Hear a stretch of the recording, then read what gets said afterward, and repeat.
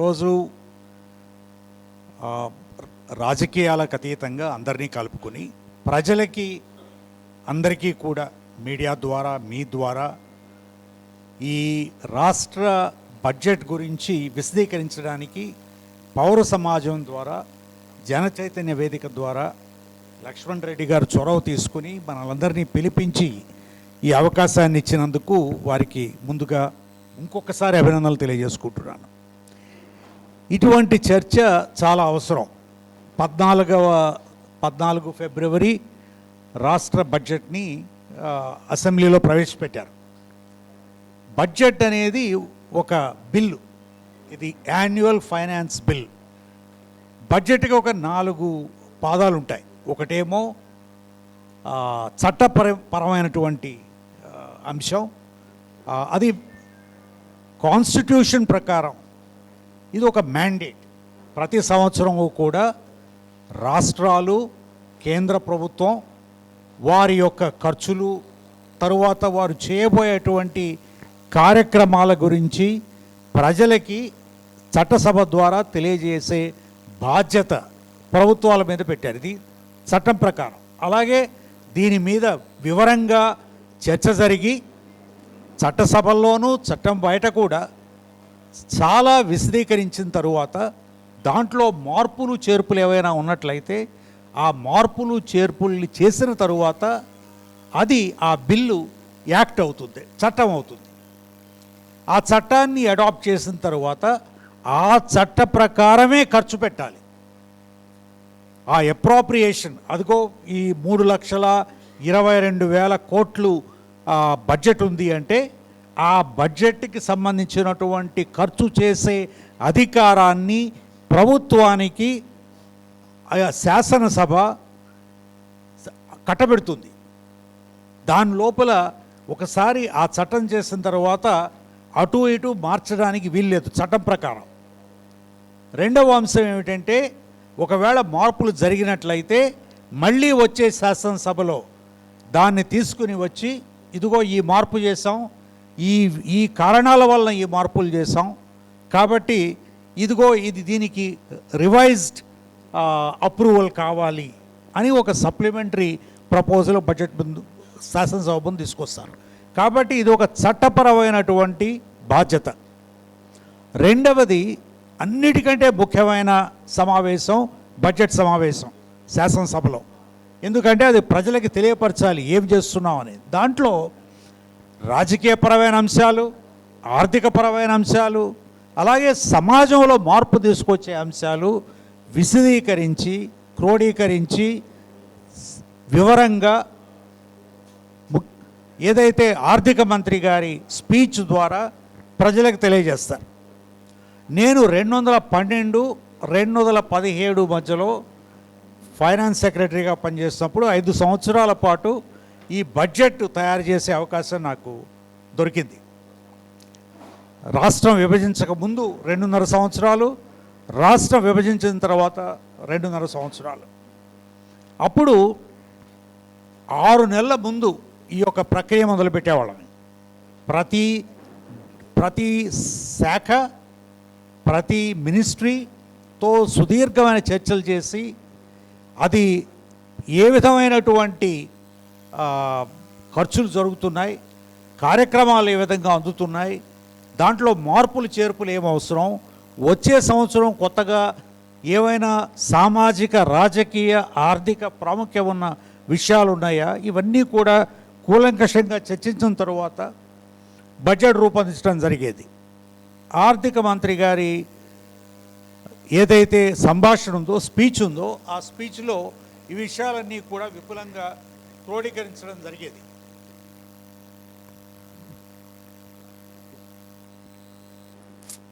కానీ ఇది చాలా ముఖ్యమైనటువంటి అంశం.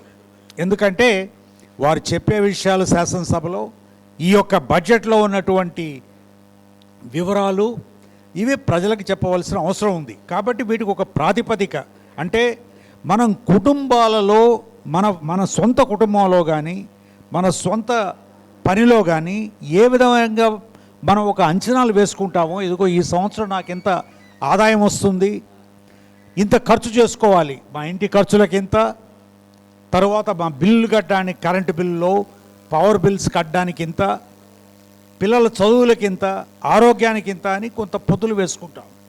ఇంత దాంట్లో ఇల్లు కట్టుకోవాలి ఒక 5 సంవత్సరాల తర్వాత, కాబట్టి ఆ ఇల్లు కట్టుకోవడానికి డబ్బులు ఎంత అవసరం, లేకపోతే పిల్లల పెళ్లి చేయాలి. ఇది ఏ విధంగా అయితే మన కుటుంబాలలో మనం ఒక అంచనాలు వేసుకుని మన ఖర్చుల్ని ఆదాయాన్ని బేరేజు వేసుకుని బ్యాలెన్స్ చేసుకుంటామో, రాష్ట్రం అయినా కేంద్రమైనా కూడా అంతే. ప్రభుత్వాలు అనేవి అవి సొంత డబ్బులు కావు. ప్రభుత్వాలు కస్టోడియన్స్ మాత్రమే, ట్రస్టీలు మాత్రమే. కాబట్టి వచ్చే ఆదాయం ఏమిటి, చేసే ఖర్చు ఏమిటి అని అంచనాలు వేసుకోవడం. కానీ నేను ఒక విషయం గట్టిగా చెప్పగలను, అదేమిటంటే రాష్ట్రం విభజించిన తరువాత ఇది 2 రాష్ట్రాల్లోనూ కనపడుతున్నటువంటి వ్యవహారం. ఇదేమిటంటే ఈ బడ్జెట్ తయారు చేసే విషయంలో కానీ, ఈ బడ్జెట్లో ఉన్న అంశాలు కానీ సీరియస్నెస్ పోయింది. రెండవది ఏమిటంటే ఒక విధమైనటువంటి కాకి లెక్కలు వేయడం, అంటే నిజాలతో సంబంధం లేకుండా ఏదో ఒకటి ప్రజలకి చెప్పేయడం, మభ్యపెట్టడం అనేది జరుగుతూ ఉంది. దానికి నేను స్పష్టంగా కొన్ని ముఖ్యమైనటువంటి అంశాలు ప్రస్తావిస్తాను. దీనికి రాజకీయం సంబంధం లేదు, పూర్తిగా అసలు అబ్జెక్టివ్గా ఏం జరుగుతోంది అనే అంశం మీద. ఒకటి, ముందు 2 ముఖ్యమైనటువంటి ఆర్థిక మంత్రి గారి ప్రసంగం, రెండవది బడ్జెట్ ఇన్ బ్రీఫ్. ఈ 2 కూడా మీరు చదువుకున్న వాళ్ళు కొంచెం చూడవలసిన అవసరం ఉంది, ఎందుకంటే దాంట్లో సమ్మరీ అంతా కూడా వస్తుంది. ఈ స్పీచ్లో నేను గమనించింది ఏమిటంటే ఈ 64 పేజీలు 57 పారాగ్రాఫులు ఉన్నటువంటి ప్రసంగంలో సగం వరకు కూడా కేంద్ర ప్రభుత్వాన్ని, రాష్ట్ర ప్రభుత్వంలో ఉన్న నాయకుల్ని పొగడడానికి, గత ప్రభుత్వాన్ని క్రిటిసైజ్ చేయడానికి, విమర్శించడానికి సరిపోయింది.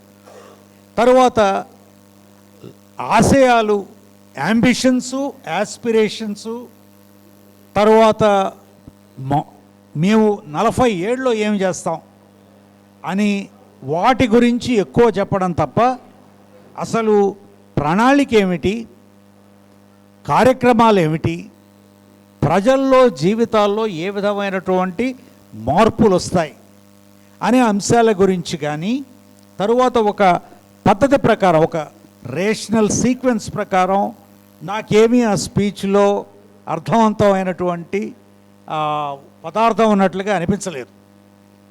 కానీ దీంట్లో 2-3 అంశాల గురించి ప్రస్తావిస్తాను. అదేమిటంటే 3,32,000 బడ్జెట్లో ఎంతవరకు ఆదాయం వస్తుంది, ఎంతవరకు ఖర్చు. ముందు ఆదాయం గురించి మాట్లాడదాం.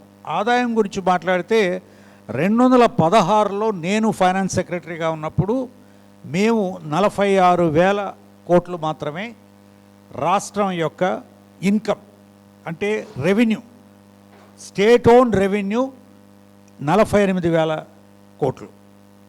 ఇది 2015-16కి 15 సంబంధించింది.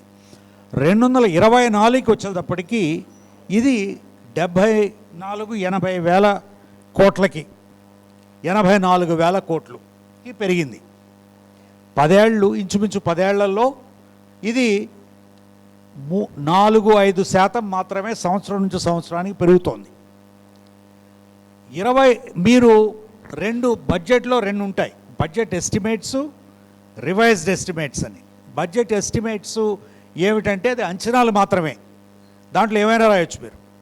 రివైజ్డ్ ఎస్టిమేట్స్ అంటే ఇంకొంచెం ఇదిగో ఈ గత 6 నెలలుగా జరిగిన, 9 నెలలుగా జరిగిన ఖర్చుల తర్వాత అసలు సంవత్సరంలో ఎంత ఖర్చులు అవుతాయి అనేది రివైజ్డ్ ఎస్టిమేట్స్.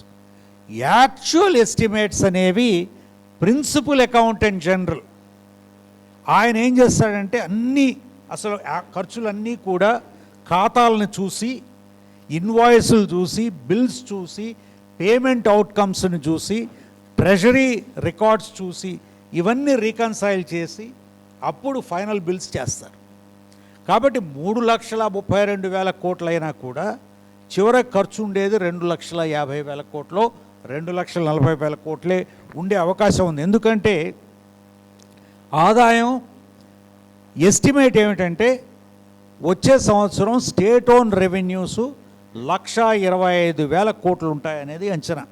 ఈ 3,32,000కి 9 ఇప్పుడు ఈ సంవత్సరం ఉన్నది, ఈ సంవత్సరం ఉన్న స్టేట్ ఓన్ రెవెన్యూస్ అంటే రాష్ట్రంలో ఉన్నటువంటి ఆదాయం. 3 రకాలైనటువంటి ఖర్చు మన రాష్ట్రానికి ఆదాయం 3 చోట్ల నుంచి వస్తుంది. ఒకటి ఏమిటంటే మన సొంత ఆదాయం, అవి జిఎస్టీ ద్వారా, వాల్యూ యాడెడ్ ట్యాక్స్ ద్వారా, ఎక్సైజ్ ద్వారా, వెహికల్ రిజిస్ట్రేషన్ ద్వారా, ల్యాండ్ సేల్స్ ద్వారా, తరువాత ఈ రిజిస్ట్రేషన్ ద్వారా, ల్యాండ్ రిజిస్ట్రేషన్, ఇవి tax revenues. Non tax revenues అంటే భూములు అమ్ముకున్నట్లయితే వాటి నుంచి కొంత ఆదాయం వస్తుంది. ఈ మొత్తం ఇవన్నీ కలుపుకుంటే రాష్ట్రానికి వచ్చే ఆదాయం 90,000 కోట్లు, 88,000 కోట్లు, 90,000 కోట్లు అనుకుందాం ఈ సంవత్సరం. కానీ వచ్చే సంవత్సరం అది 1,25,000 కోట్లకు పెరుగుతుంది అంటున్నారు. అంటే 35,000 కోట్లకు పెరుగుతుంది అనే అంచనా. మనం 10 ఏళ్లలో 50,000 కోట్ల నుంచి 88,000 కోట్లకు వస్తే అంటే 38,000 కోట్లు. ఒక సంవత్సరంలోనే 35,000 కోట్లు పెరుగుతాయా? 10 ఏళ్లలో పెరిగింది. అందులోనూ గత 2 సంవత్సరాలుగా లెక్కలు చూసినట్లయితే ఎక్సైజ్ రెవెన్యూస్ పెరగడం లేదు. అంటే ప్రజలు ఈ మద్యం సేవించడంలో కొంతవరకు స్టెబిలైజ్ అయ్యారని భావించాలి. కల్తీ మద్యం వచ్చు, వివిధ కారణాల వలన ఎక్సైజ్ రెవెన్యూలు పెరగడం లేదు. లేకపోతే ఇది వరకు గవర్నమెంట్ నడిపించే విధానం నుంచి ప్రైవేటు విధానం వరకు మారడం వలన కూడా తగ్గి ఉండొచ్చు. తరువాత ఏదైతే వ్యాట్ మీద సేల్స్ ఉంటాయో, అంటే ఎక్సైజ్లో వ్యాట్ కానీ తరువాత పెట్రోలియం మీద కానీ వ్యాట్, రెండింటి మీద వ్యాట్ ఉండేది. ఈ వ్యాట్ గ్రోత్ ఓన్లీ 3 నుంచి 4% వరకే కనపడుతోంది.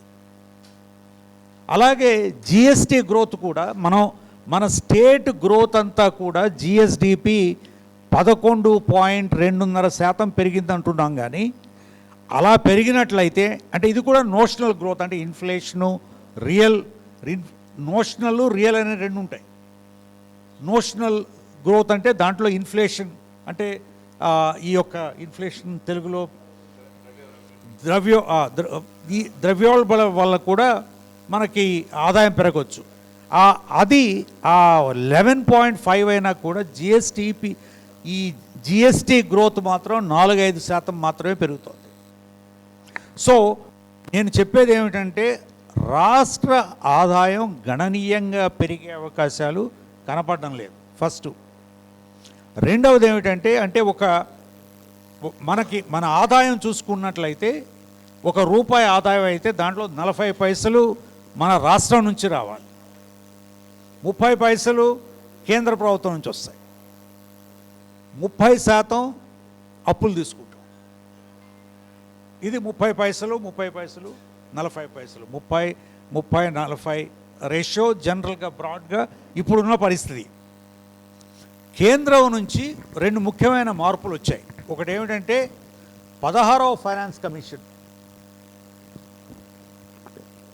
రిపోర్ట్ ఇచ్చారు మొన్న, అది ఈ సంవత్సరం నుంచి అమల్లోకి వస్తోంది. దాంట్లో 16వ ఫైనాన్స్ కమిషను కొన్ని ముఖ్యమైనటువంటి మార్పుల్ని రికమెండ్ చేసింది. అదేమిటంటే రాష్ట్ర కేంద్ర ప్రభుత్వానికి సంబంధించిన వ్యవహారం ఎలా ఉంటుందంటే జిఎస్టీ, ఇన్కమ్ ట్యాక్స్, కస్టమ్స్ ఇవన్నీ కూడా ఫంజిబుల్ పూల్, ఇవన్నీ కూడా సెంట్రల్ పూల్. దాంట్లో 41% రాష్ట్రాలకు ఇస్తారు, 59% కేంద్ర ప్రభుత్వం ఖర్చు పెట్టుకుంటుంది. వసూలు చేసేది కేంద్ర ప్రభుత్వం, కానీ 41% దాన్ని మళ్ళీ రాష్ట్రాలకి కొన్ని ప్రాతిపదిక మీద పంచిపెడతారు. మన రాష్ట్రానికి 4.1% చొప్పున వచ్చే విధంగా ఈ 41%లో 4.1% మనకు వస్తుంది. పోయిన 15th ఫైనాన్స్ కమిషన్ కూడా మనకి 41% వాళ్ళ డెవల్యూషన్ కూడా, కానీ కొంచెం తక్కువగా 4% వరకు వచ్చేది మనకి.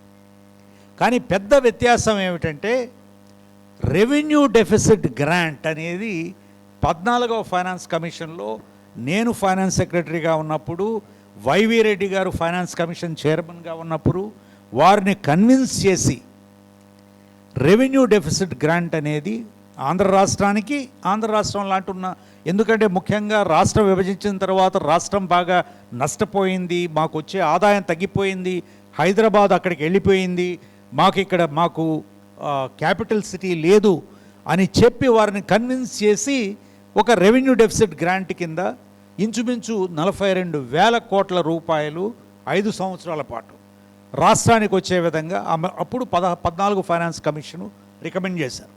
అదే 15th ఫైనాన్స్ కమిషన్లో కూడా నేను ముఖ్యమంత్రి గారి కార్యదర్శిగా ఉన్నప్పుడు ఎన్కే సింగ్ గారిని కన్విన్స్ చేసి అదే స్కీమ్ని కంటిన్యూ చేశాం. ఇప్పుడు అది తీసేశారు 16వ ఫైనాన్స్ కమిషన్లో.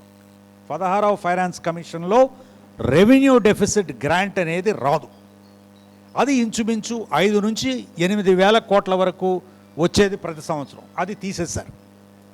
ఇదే కాకుండా 15వ ఫైనాన్స్ కమిషన్ వరకు కూడా సెక్టర్ స్పెసిఫిక్ గ్రాంట్స్, ఏదైతే సెక్టర్స్లో ఖర్చు పెట్టాలో, అది ఆరోగ్యం కావచ్చు, లేకపోతే ఎక్కడైతే డబ్బు లేదో అక్కడ కావలసిన ఖర్చు పెట్టడానికి కావాల్సినటువంటి సెక్టర్ స్పెసిఫిక్ గ్రాంట్స్ కూడా తీసేశారు. సో మూడవది ఏమిటంటే అప్పు తీసుకోవాలి, రాష్ట్ర ప్రభుత్వాలు ఎంతవరకు అప్పులు తీసుకోవచ్చు అనే అంశం మీద అది చట్ట ప్రకారం, కాన్స్టిట్యూషన్ ప్రకారం ఆర్టికల్ 293(3) ప్రకారం కేంద్ర ప్రభుత్వం నిర్దేశిస్తుంది.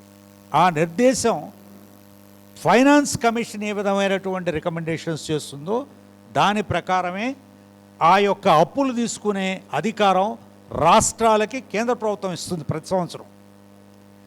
పోయిన ఫైనాన్స్ కమిషను 3.5% మీ జిఎస్డిపిలో, మీ జిఎస్డిపి 15 లక్షల కోట్లు అయినట్లయితే 3.5% వరకు ప్రతి సంవత్సరం మీరు అప్పులు తీసుకోవచ్చు. కానీ మీకు ఉన్నటువంటి అప్పు మొత్తం మీ జిఎస్డిపిలో 25% కంటే ఎక్కువ ఉండకూడదు అని ఒక నిర్దేశక సూత్రాన్ని పెట్టారు వాళ్ళు, 3.5%.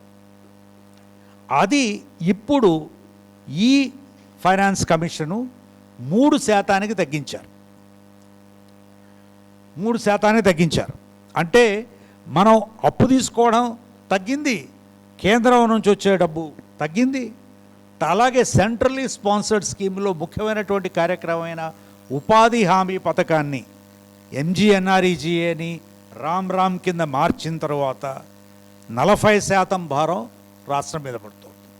అంటే ఈ 30 పైసలు కేంద్రం నుంచి వచ్చే అవకాశాలు తక్కువ, అలాగే 30 పైసలు అప్పు తీసుకునే అవకాశాలు తక్కువ, ఆదాయం పెరిగే అవకాశం తక్కువ.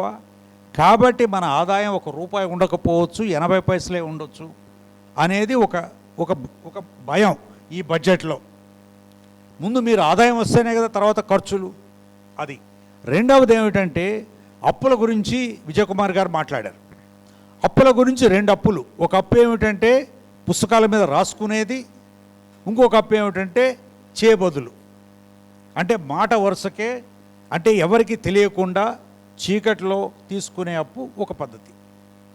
సో సాధారణంగా నేను 2016 డిసెంబర్ వరకు రాష్ట్రంలో ఉన్నంత వరకు అది అటువంటి అప్పు ఎప్పుడు చేయలేదు మేము. ఆ అప్పుని అప్పుడు ఎంత ప్రెషర్ ఉన్నా కూడా ముఖ్యమంత్రుల నుంచి మంత్రుల నుంచి అది చేయడానికి వీల్లేదని ఒక ప్రభుత్వంలో ఆర్థిక శాఖకి, ముఖ్యంగా ఆర్థిక ముఖ్య కార్యదర్శికి ఒక ప్రత్యేకమైనటువంటి ప్లేస్మెంట్ ఉంటుంది. వాళ్ళు ప్రభుత్వానికి ఆత్మసాక్షి లాంటి వాళ్ళు. ప్రభుత్వానికి నిజాలు చెప్పవలసిన బాధ్యత ఆర్థిక శాఖ కార్యదర్శుల మీద ఉంటుంది. ప్రభుత్వం యొక్క ఖర్చుని చట్ట ప్రకారం, ప్రజల సంక్షేమం ప్రకారం, ప్రజల మంచి ప్రకారం, అందుకే నేను ఎప్పుడు మాట్లాడినా కూడా ప్రజల తరపున ప్రజల గురించి, ప్రజల మంచి గురించి మాట్లాడతాను, ఒక పార్టీ గురించో ఒక వ్యక్తి గురించో కాకుండా. కాబట్టి ఆ యొక్క అది చాలా ముఖ్యమైనటువంటి విషయం. ఎందుకంటే రాష్ట్రం అభివృద్ధి దశలో అందరికీ అందుబాటు దశలో వెళ్ళాలి అంటే ఇటువంటి ఎవరైనా ఒక్కరు 10 మంది కాకపోయినా కూడా ఎవరైనా ఒక్కరు అంటే మంచి ఉంటుంది, దాంట్లో చెడు ఉంటుంది. విజయ్ కుమార్ గారు లాంటి వాళ్ళు చెప్పగలరు అంటే అసలు ఆర్థిక శాఖలో వాళ్ళు పడ్డ బాధల గురించి. కానీ ఇది చాలా ముఖ్యమైనటువంటి అంశం. ఇటువంటి కంట్రోల్ అనేది లేకుండా పోయింది. అందుకని ఈరోజు పొద్దుల ప్రకారం 7.5 లక్షలు రాష్ట్ర ప్రభుత్వ అప్పులు ఉన్నా కూడా నా అభిప్రాయం ప్రకారం ఈ రాష్ట్రంలో ఉన్నటువంటి అప్పు మొత్తం కలుపుకున్నట్లయితే 13 లక్షల నుంచి 14 లక్షల కోట్ల వరకు ఉండొచ్చు.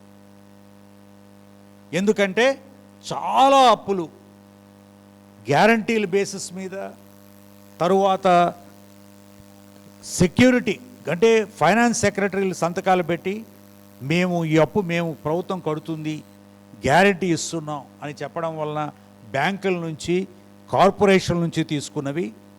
అదేవిధంగా కొన్ని కార్పొరేషన్లు పెట్టి అప్పుల కోసం మాత్రమే ఆదాయం ఏమీ లేకుండా, రెవెన్యూ ఏమీ లేకుండా, ఎసెట్స్ ఏమీ లేకుండా అప్పు తీసుకున్న ఇటువంటి అప్పులు అంటే అవి పొద్దుల్లోకి రావు, అవి బడ్జెట్లో కనపడవు. బడ్జెట్లో కనపడకుండా కానీ ప్రభుత్వం మీద అంటే ప్రజల మీద, ప్రభుత్వం అంటే ప్రజలు, ఇంకా మనం ప్రజాస్వామ్యంలో ఉన్నాం అనుకుంటున్నాం కాబట్టి ప్రజాస్వామ్యంలో ప్రజలే అది అప్పు. అంటే 5 కోట్ల మంది ఆంధ్ర ప్రజలకి 13 లక్షల కోట్ల అప్పు ఉందంటే 2.5 లక్షలు వ్యక్తికి, పుట్టిన పిల్లల దగ్గర నుంచి వృద్ధుల వరకు కూడా. సో ఇక్కడ రెండవది ఇది కాకుండా ఇంకా నేను విన్నది ఏమిటంటే, అది నాకు ప్రత్యక్షంగా తెలియదు కానీ అందరికీ ప్రభుత్వంలో ఉన్న వాళ్ళకి తెలుసు, కొన్ని ఇంచుమించు 80,000 కోట్ల వరకు కూడా బిల్స్ పెండింగ్లో ఉన్నాయి, పేమెంట్ జరగకుండా. 35-37 కోట్ల బిల్స్ యాక్టివ్గా ట్రెజరీలో పేమెంట్స్ కానివి, ఇంకొక 40-45 కోట్లు ఎక్కడైతే పనులు చేసి ఇంకా బిల్స్ రేస్ చేయనివి, పూర్తి కానివి.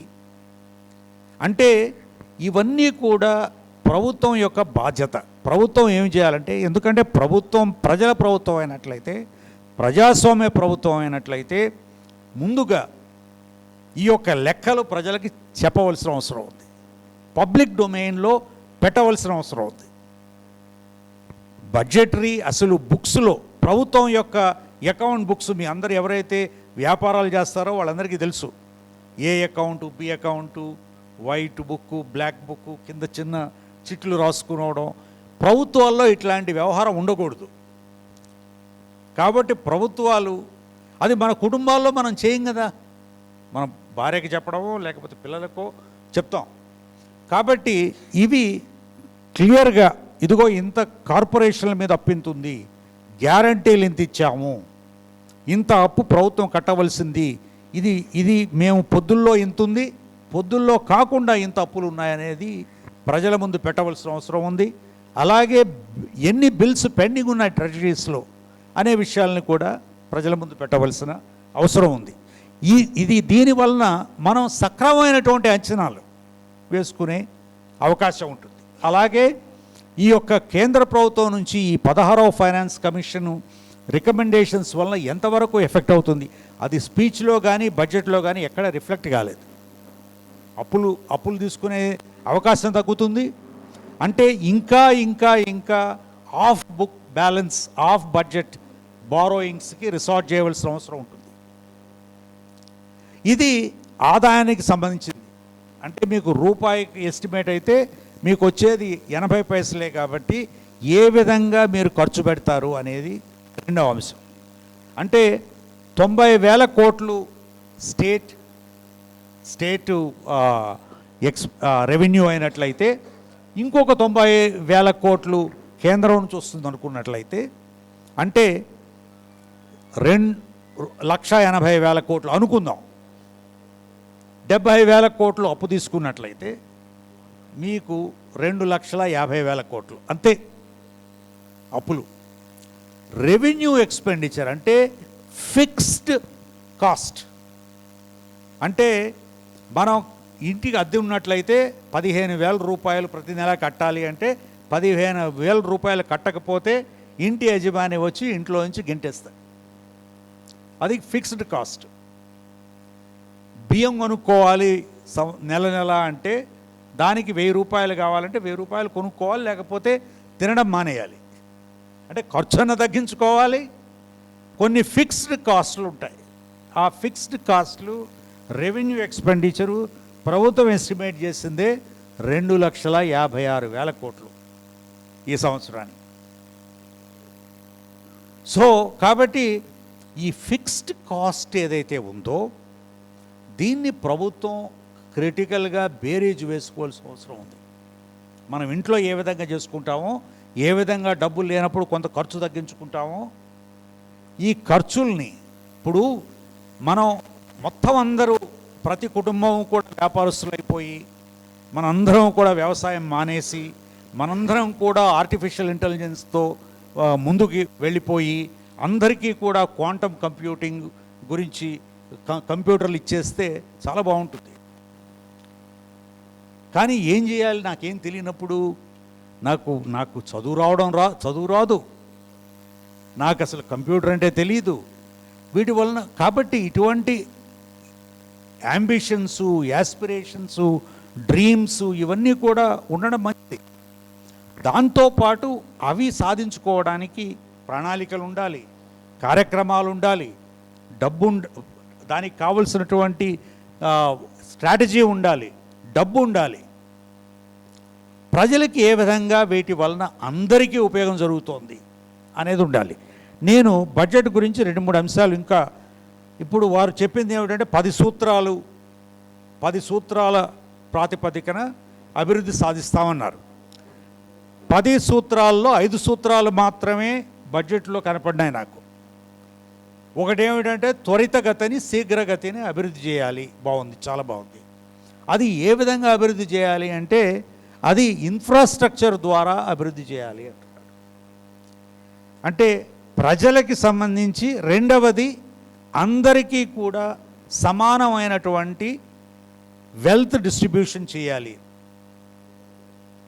అది ఏ విధంగా చేస్తారనేది ఎక్కడ ఈ ఒక్క బడ్జెట్లో కనపడలేదు నాకు. ఈక్విటబుల్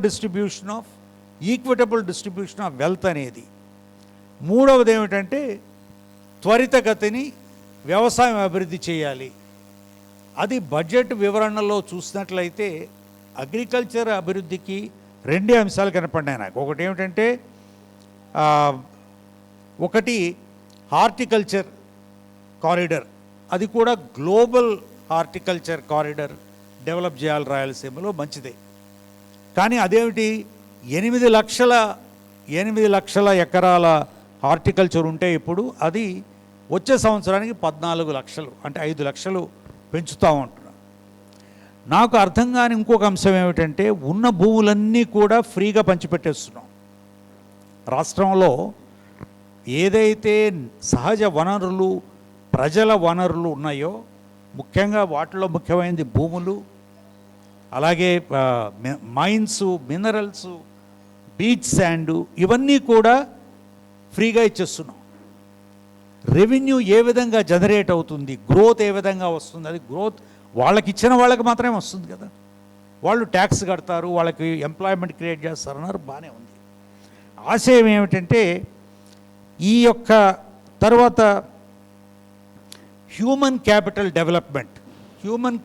డెవలప్మెంట్లో ఎడ్యుకేషన్కి ఎక్కువ ఖర్చు పెడుతున్నాం అని చెప్పారు. కానీ దాంట్లో వివరణ చూసినట్లయితే ఏ విధంగా మార్పు తీసుకొస్తారు, ఏ విధమైనటువంటి మార్పు తీసుకొచ్చే అవకాశం ఉంది, ఎడ్యుకేషన్ క్వాలిటీ ఏ విధంగా పెంచుతారు, భవిష్యత్తులో ఎటువంటి భవిష్యత్తుని కల్పిస్తారు అనే అంశాల మీద విశదీకరణ లేదు. కానీ స్పష్టంగా మేజర్ ఇనిషియేటివ్స్ ఒక 10 చెప్పారు. ఫస్ట్ది బాగానే ఉంది, రాయలసీమ గ్లోబల్ హార్టికల్చర్ హబ్. రెండవది అంటే దీంట్లో నాకు సమస్య ఏమిటంటే ఈ 5 లక్షల ఎకరాల భూమి ఎక్కడి నుంచి వస్తుంది? ముఖ్యంగా మీరు లక్షల ఎకరాల భూములతో ఇండస్ట్రియల్ కారిడర్సు పెడుతున్నప్పుడు దీంట్లో కాంట్రడిక్షన్ ప్రజలు గమనించాలి. ఇదేమిటంటే ఒక పక్క మనం అభివృద్ధి చేస్తున్నప్పుడు భూమి అనేది భూమి పెరగదు, తరుగవచ్చు. తవ్వేసి వాటిని అమ్మేస్తే తరుగుతుంది కానీ పెరగదు. అటువంటి పెరగని భూముల్ని ఒక పక్క ఇండస్ట్రీస్కి, మైన్స్కి, ఎక్స్కవేషన్కి ఉపయోగిస్తున్నప్పుడు ఈ భూమి లో కొత్త ఇరిగేషన్ క్రియేట్ చేసినప్పుడు బెనిఫిట్ ఎవరికి వస్తుంది? ఇదొకటి. రెండవది సిటీ ఎకనామిక్ రీజన్స్, అది కూడా బాగానే ఉంది. సిటీ ఒక జోన్, ఎకనామిక్ జోన్స్ ఇవి క్రియేట్ చేయడం బాగానే ఉంది. కానీ ఏ సిటీలో కూడా ఆంధ్రప్రదేశ్లో ఎక్కడా కూడా basic facilities, basic essential services ఎక్కడైనా కూడా విజయవాడలో లాంటి పెద్ద సిటీలో, biggest city in Andhra Pradesh, tap water తాగితే సేఫ్గా కళ్ళు మూసుకుని ఇక్కడ అన్ని సీసాలు పెట్టాం. ఈ పెట్టవలసిన అవసరం ఏముంది? ఎందుకంటే మనకు నమ్మకం లేదు కాబట్టి, ఇది సేఫ్ వాటర్ కాదని అని నమ్మకం లేదు కాబట్టి. నేను యూరప్లో 1 సంవత్సరం, మలేషియాలో 5 సంవత్సరాలు, అమెరికాలో 5 సంవత్సరాలు ఉన్నాను. బాత్రూంలోకి వెళ్ళి మంచినీళ్ళు తాగొచ్చు, బాత్రూంలో మంచినీళ్ళు తాగొచ్చు, కిచెన్లో మంచినీళ్ళు తాగొచ్చు, ఏమీ సీసాలు అవసరం లేదు, ఎక్కడైనా తాగొచ్చు. కాబట్టి అంటే మనం పట్టణాల్లో, ఇంత పెద్ద పట్టణంలో సేఫ్ డ్రింకింగ్ వాటర్, మీరు ఎక్కడైనా సిటీలో, నేను మొన్న ఓల్డ్ సిటీలో నడిచి వెళ్తే అన్నీ ఓపెన్ డ్రైన్సే,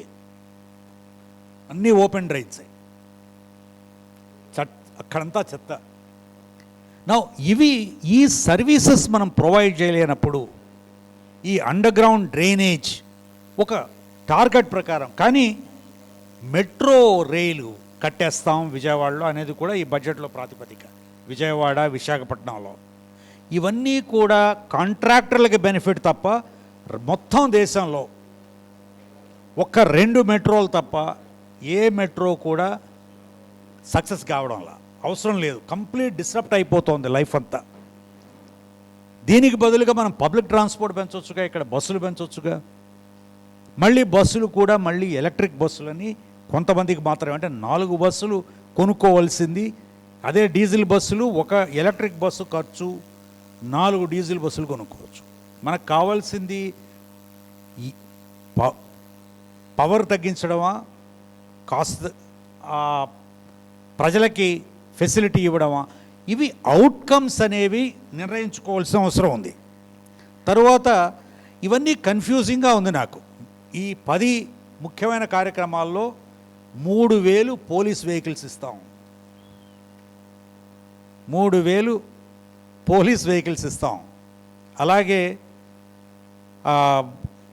ఆర్బీఐ పెట్టినటువంటి ట్రెడ్స్ కార్యక్రమాన్ని ఎంఎస్ఎంఈలకి ఇంప్లిమెంట్ చేస్తాం, అది కూడా ప్రయారిటీ, మేజర్ ఇనిషియేటివ్స్. తర్వాత వి రామ్జీ ఆ కార్యక్రమాన్ని ఇంప్లిమెంట్ చేస్తాం. తర్వాత ఇన్ఫ్రాస్ట్రక్చరు హాస్టల్స్కి, స్కూల్స్కి పెంచుతాం, బాగానే ఉంది. Free power to weavers, free bus to disabled. తర్వాత ఏపీ వెల్త్ ఫండ్ 100 కోట్లతో పెడతాం. ఇవి హయ్యెస్ట్ ప్రయారిటీస్, మేజర్ ఇనిషియేటివ్స్. అంటే వీటి గురించి ప్రజలకి ఎంతవరకు, ఏ విధంగా సమానత్వం, సమానమైనటువంటి అభివృద్ధి అవకాశాలు కలుగుతాయి అనేది ఒకసారి ఆలోచించాలి. అంటే ఇవి మేజర్ ఇనిషియేటివ్స్ ఇన్ 26-27 అయినప్పుడు మైనర్ ఇనిషియేటివ్స్ ఏమిటి అంటే ప్రజలకి కనీస అవసరాలు, ప్రజలకి ఆరోగ్యం, ప్రజలకి ఆహారం, ప్రజలకి విద్య, ఇవన్నీ కూడా ఏమిటి, ఏ విధమైనటువంటి సూత్రాలు అనేది చూస్తే నాకు ఎక్కువగా మాటల గురించి ఆధారపడుతున్నట్లే కనపడింది. అంటే అన్నిటికంటే పెద్ద ఎత్తున ప్రజెంట్ చేసింది $15 బిలియన్ ఇన్వెస్ట్మెంట్తో డేటా సెంటరు, అది ఎఫ్డిఐ వస్తుంది. అది 610 MOUలు రాసినందుకు, దాంట్లో ఇదంతా కూడా బడ్జెట్లో ఉన్నదే, నేను బయట నుంచి చెప్తున్నది కాదు, బడ్జెట్లో ఉన్నదే. 13 లక్షల కోట్ల ఇన్వెస్ట్మెంట్ వస్తుంది. దానివలన 16 లక్షల మందికి ఉద్యోగ అవకాశాలు కలుగుతాయి. అది కూడా బాగానే ఉంది. కానీ 2014 నుంచి ఇప్పటి వరకు ఎన్ని MOUలు చేశాం, ఎంత ఇన్వెస్ట్మెంటు వస్తుందని ఆశించాం, ఎంతమందికి ఉద్యోగ అవకాశాలు వచ్చాయి అనే అంశాలని కూడా ప్రజల ముందు ఉంచవలసిన బాధ్యత ప్రభుత్వం మీద ఉంది. దీని మీద చర్చ జరగవలసిన అవసరం ఉంది. ఇన్వెస్ట్మెంట్స్ అవసరం, ఆర్థిక పురోగతి అవసరం. దానివలన ఎందుకంటే ఇది ఎందుకు ముఖ్యం అంటే, దీంట్లో ఇన్సెంటివ్స్ ఇస్తున్నాం, కొన్ని వేల కోట్లు ఇన్సెంటివ్స్ కింద. ఈ యొక్క డేటా సెంటర్స్ వల్లనే 22,000 కోట్ల ఇన్సెంటివ్స్ అదానీ డేటా సెంటర్కి. అది గూగుల్ అని పేరు పెడుతున్నాం. Google is only A tenant, అంటే అద్దెకున్న వాళ్ళ పేరు మీద మనం ఇల్లు రిజిస్టర్ చేయం కదా. అద్దెకున్న వాళ్ళు, అదానీ గారు ఓనరు, గూగుల్ గారు టెనెంట్. కాబట్టి అదానీ గారికి 22,000 కోట్లు ఇన్సెంటివ్, భూమి తరపున రిజిస్ట్రేషన్ లేకుండా. తర్వాత ఎలక్ట్రిసిటీ ₹2. ఎందుకంటే దీని మీద ఒక పెద్ద చర్చ జరుగుతోంది ఇప్పుడు అమెరికాలో జరుగుతున్న అభివృద్ధి అంతా కూడా గత 2 సంవత్సరాలుగా డేటా సెంటర్ల మీద నడుస్తుంది. అక్కడ $5,000 బిలియన్, మనకు $15 బిలియన్ అయితే అక్కడ $500 బిలియన్ ఇన్వెస్ట్మెంట్ ఈ 2 సంవత్సరాల్లో అమెజాను, గూగులు, మెటా వీళ్ళందరూ కూడా పెడుతున్నారు. అక్కడ సమస్య ఏమిటంటే, ఒక్క డేటా సెంటర్, 1 గిగావాట్ డేటా సెంటర్కి కావలసిన పవరుతో పిట్స్బర్గ్ సిటీ అంతా కూడా ఎంత ఎలక్ట్రిసిటీ కావాలో దీని ఒక్కదానికి ఎంత కావాలి.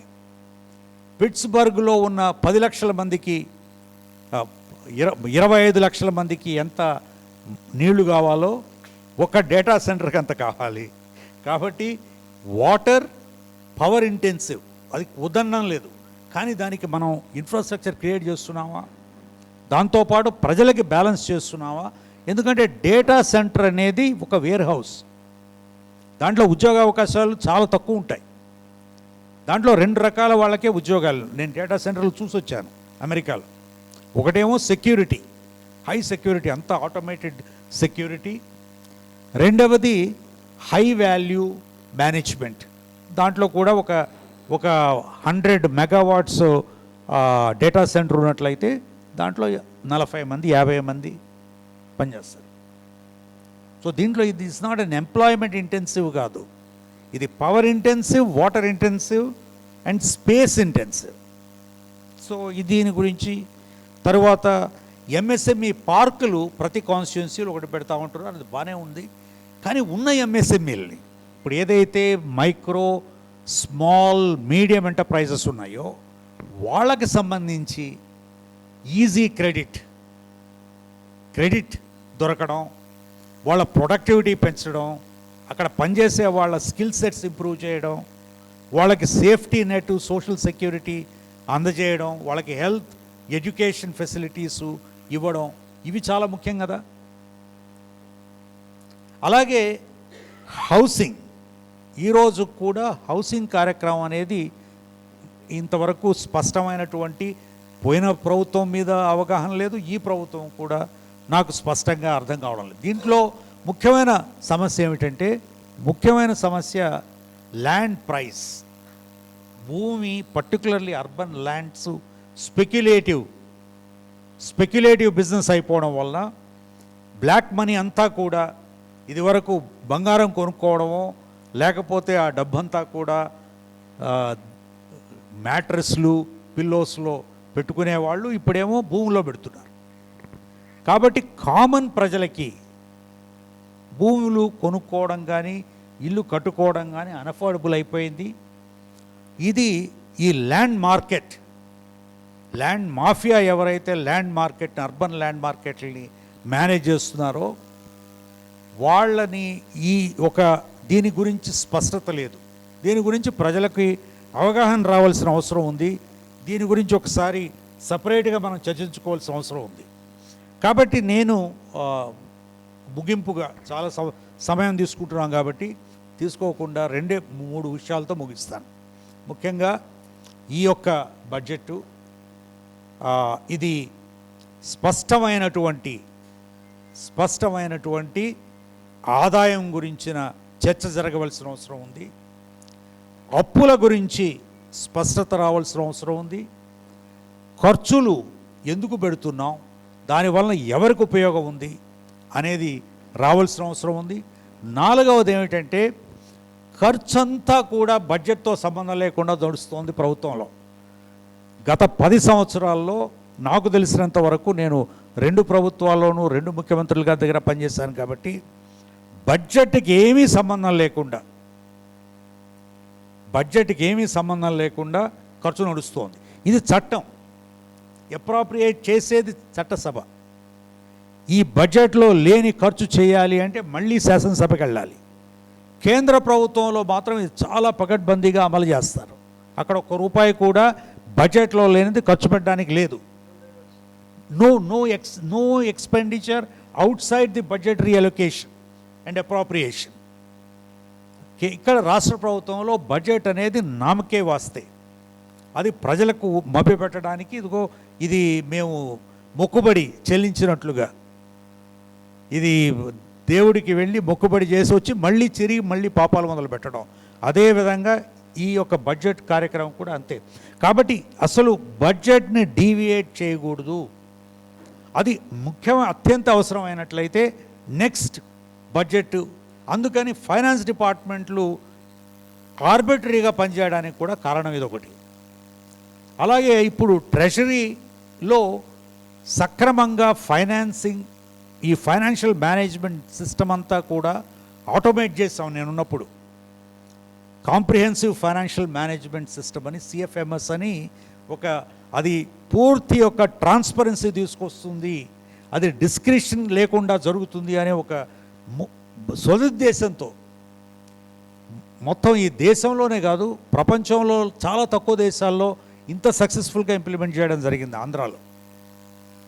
కానీ అది కంప్లీట్గా ఏదైతే ఉద్దేశం చేశామో అది కంప్లీట్గా మిస్యూజ్ చేసి సింగిల్ సోర్స్ ఆఫ్ ట్రూత్ అనే ఒక ఉద్దేశంతో చేస్తే ఆ ట్రూత్ ఇప్పుడు ఒక్కరికే తెలుసు, ముఖ్యమంత్రి గారికి, వారి ఆఫీస్కి. ఇదివరకు సబ్ ట్రెషరీ ఆఫీసర్ లెవెల్లో జరిగినట్లయితే ఇప్పుడు ఎంటైర్ రాష్ట్రానికి సంబంధించిన ప్రతి ట్రెషరీ కూడా ముఖ్యమంత్రి గారి కార్యాలయంలో నడుస్తుంది. అది complete distortion, complete negation, complete perversion of the treasury management system. ఇది కరెక్ట్ చేయవలసిన అవసరం ఉంది.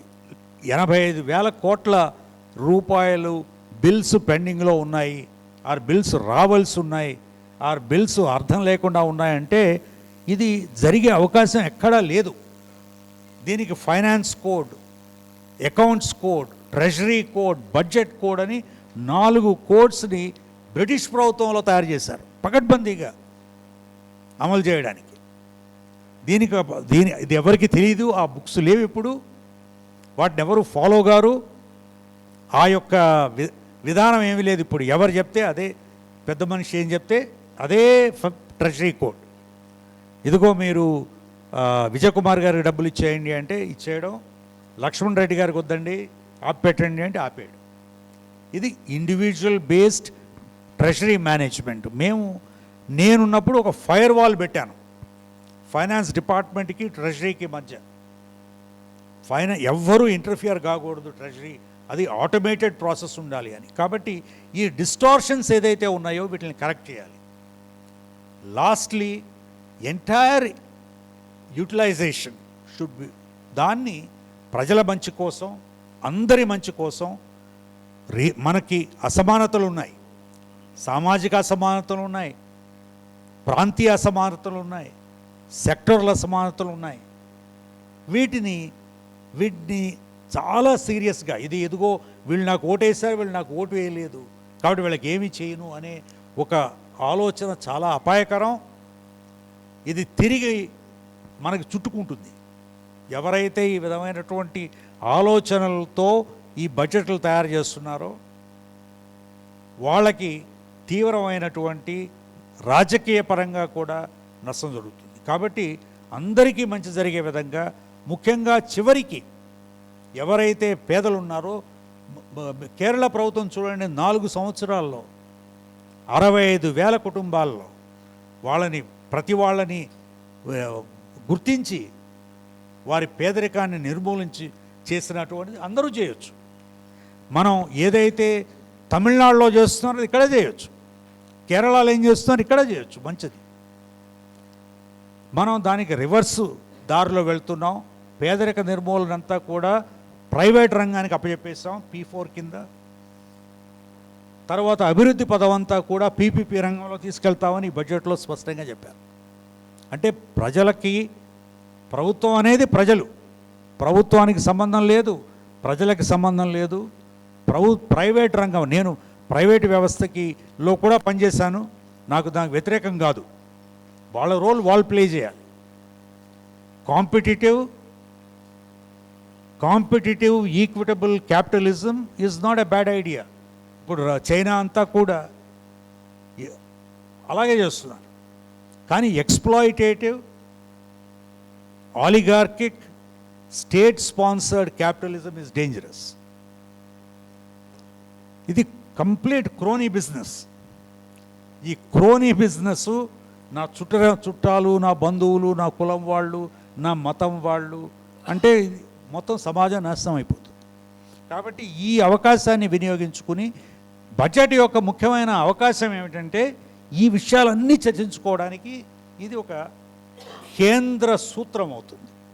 కాబట్టి ఈ అవకాశాన్ని మీరందరూ కూడా వినియోగించుకొని, మీడియా మిత్రులు, అధికారులు, ఇక్కడ ఉన్నటువంటి పెద్దలు, రాజకీయ నాయకులు అందరూ కలిసి, సామాజిక కార్యకర్తలు దీన్ని ప్రజల్లోకి తీసుకెళ్ళి వాళ్ళకి చెప్పవలసిన బాధ్యత, అవసరం, అవకాశం ఉందని భావిస్తూ ముఖ్యంగా నాకు ఈ అవకాశాన్ని ఇచ్చినందుకు కృతజ్ఞతలు.